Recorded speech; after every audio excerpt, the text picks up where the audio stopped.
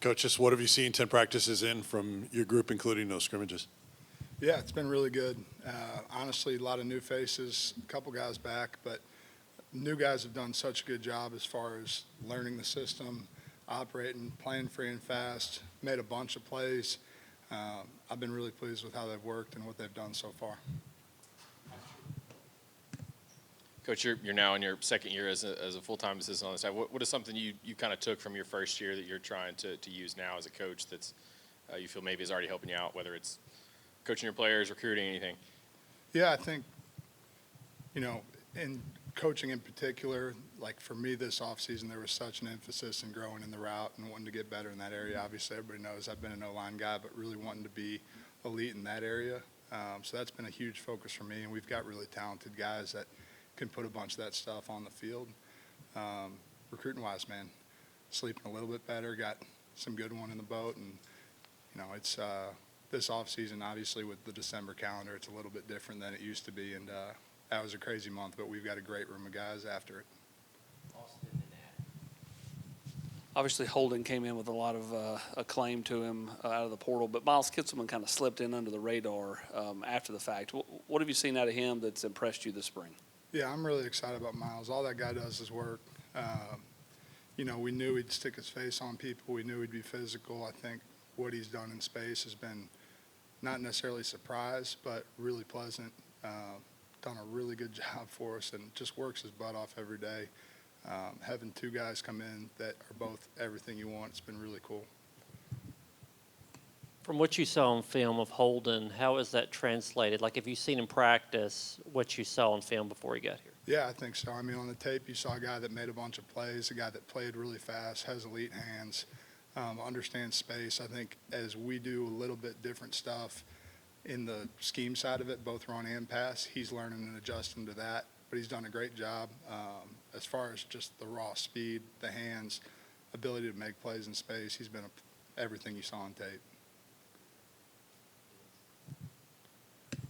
What have been the areas of progression for Ethan Davis?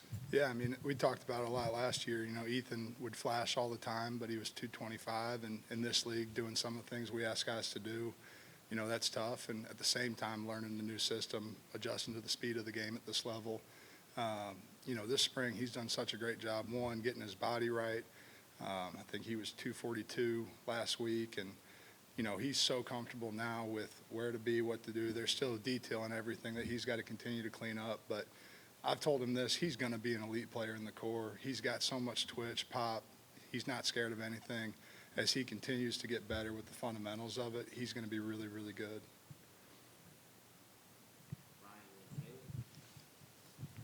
We've seen the tight ends kind of be very versatile in this offense. How comfortable are you with this group and their versatility lining up as H-backs and stuff like that? Yeah, really comfortable. We'll see if anybody can carry the ball here the way Princeton did. But, as far as what gets put on our plate, being out in space and being in the box, being in the probe, running some really deep routes, like there's a lot that's asked of those guys. And the challenge is finding guys that can do all of that, where you're not having to call certain things when certain guys are in. I feel like we've got that in our room. You lose two veterans in that room from last season. Who have you seen stand up and kind of be the voice in the meeting room? Yeah, I think for the transfers coming in, there's a maturity level of they've been in rooms, they've been at places where they know what it kind of looks like, and it's always a little bit awkward for you when you're stepping in a new place where you want to lead, you want to be a veteran voice, but you're also gaining the respect and trust of your teammates. I can't give enough credit to Titus Rohr and Charlie Browder for the role they've had in our room, just as far as helping bring those guys along, kind of showing those guys the way that we do things a little bit different here. But really, it's different than last year where you had two guys that were clearly the old heads and then a bunch of young guys. Man, I hope everybody in my room can be a leader, and not just with how they act, but by how they bring each other up. It's kind of been a two-man show, the tight end position, since you guys have been here, but coaches made the comments on saying you really need three. How close do you think you are to having three guys that can, play a lot of snaps for you? Yeah, they've all got stuff to improve on and stuff to work on, but I do feel like we're in the right direction there for sure, which is really exciting. Last spring, McCollum talked about just how challenging it was to learn this offense and how much Jacob helped him. With the changeover you've had, the turnover you've had, are you where you thought you would be with this group heading into the last part of spring here? Are you ahead, behind? Where do you think you are, this group in general, with their development? I don't want to crown them too early, but they're doing a really good job. I think, McAllen was probably on the curve that most guys are on, where it is a spring of just trying to learn how to operate, and there's a lot going on, and it's happening really fast. Without, getting their egos too inflated, the two new guys that have come in are really, really ahead of schedule in terms of where I thought they would be, just ability to line up, process, and play. And we've probably put more on their plates because of their ability to learn so fast. What kind of presence do you feel and see from Nico with your group of tight ends just communicating and working together on offense? Yeah, I think he's stepped up in a big way.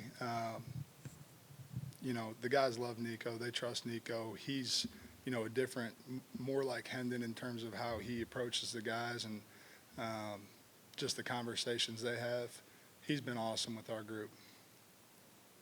With Kitzelman, when you guys brought him in, it looked like an obvious guy that would be just a blocking tight end. Has anything surprised you about him as a pass catcher, as a route runner? Yeah, I got to give credit to Cody Cook. He was a guy with us last year, and he'd coached Miles at Hutch and was telling me, on tape, this is kind of what we can see, and there wasn't a lot of evidence of the other piece of that equation. And he stood on the table and said, listen, man, I coached this guy for 2 years. I know what he can do. And Cody's an elite receivers coach. And that skill set, you can tell he's been coached by Cody, because there's a lot of stuff that's showing up on tape that's really, really good.